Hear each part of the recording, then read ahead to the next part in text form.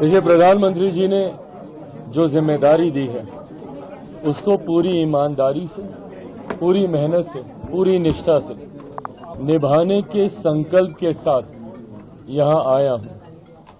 Food processing की एक बड़ी जिम्मेदारी है और मैं मानता हूँ कि आने वाला समय फूड प्रोसेसिंग का ही है।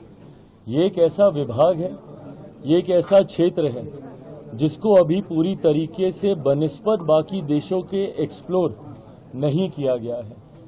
स्कोप हद से ज़्यादा है।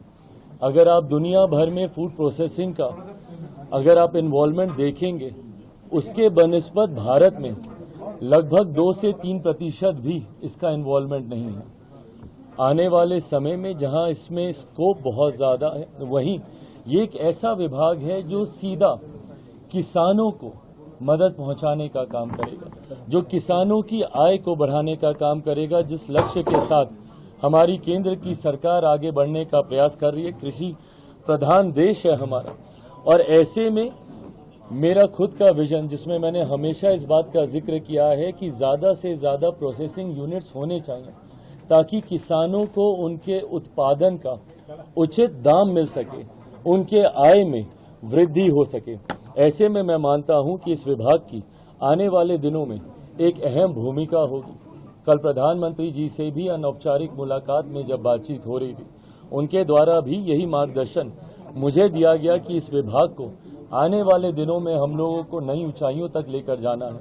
आप विदेशों में देखेंगे जिस तरीके से दूसरे देशों में प्रोसेसिंग यूनिट्स के माध्यम से ही अधिकांश कार्य हो रहे हैं, ऐसे में हम लोग प्रोसेसिंग में अभी भी उस हद तक आगे नहीं बढ़ पाए।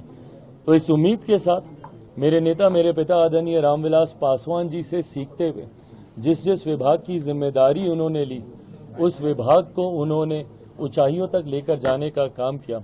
और ऊंचाइयां इसलिए नहीं, ऊंचाइयां इसलिए क्योंकि उसको सीधा जनता के साथ जोड़कर उन्होंने गरीब कल्याण की योजनाओं में एक अपना अहम योगदान देने का काम किया। उन्हीं से सीखते हुए, उन्हीं की सोच को आगे बढ़ाते हुए और प्रधानमंत्री जी के संकल्प को, विकसित देश के संकल्प को पूरा करने में इस विभाग की एक अहम भूमिका मैं देखता हूं। सोच के साथ हम लोग आगे बढ़े। 100 दिन का रोड मैप क्या है आपके मंत्रालय का? क्योंकि प्रधानमंत्री जी बार-बार 100 दिन के रोड मैप की बात कर रहे हैं। मुझे कम से कम 100 घंटा दे दें, पहले विभाग को समझ लूं, जान लूं। बहुत जल्दबाजी होगी अभी कुछ भी कहना।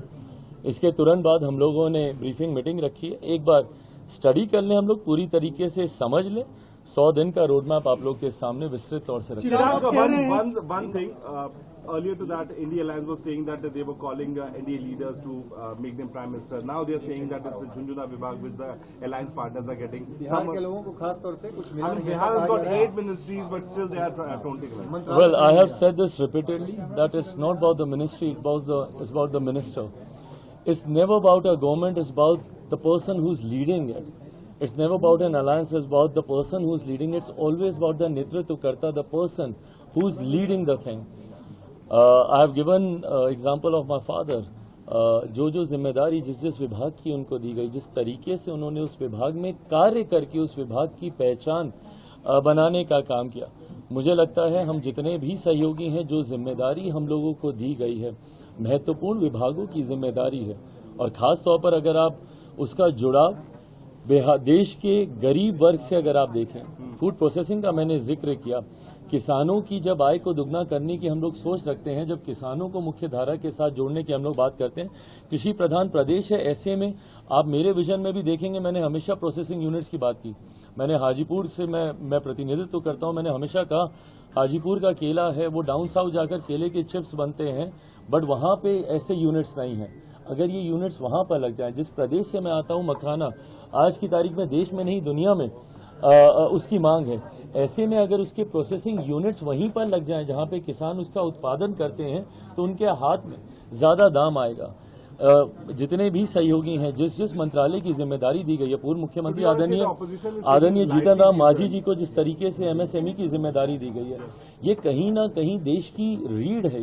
ये एक ऐसा सेक्टर है जिसको मजबूती है। कोरोना काल में भी अगर आप देखेंगे, सबसे ज्यादा बल अगर प्रधानमंत्री जी ने किसी को दिया था तो एमएसएमई सेक्टर को दिया गया था, पंचायती राज है। तो मुझे लगता है जितने भी सहयोगियों को जो जिम्मेदारी दी गई है वो समाज के उस वर्ग को दी गई है जिसकी हैंड होल्डिंग करने की जरूरत है। Why these kind of statements? That's what my question is. Why? Because they want to downsize, they want to show that the importance not being given, the Prime Minister is not taking care of their allies.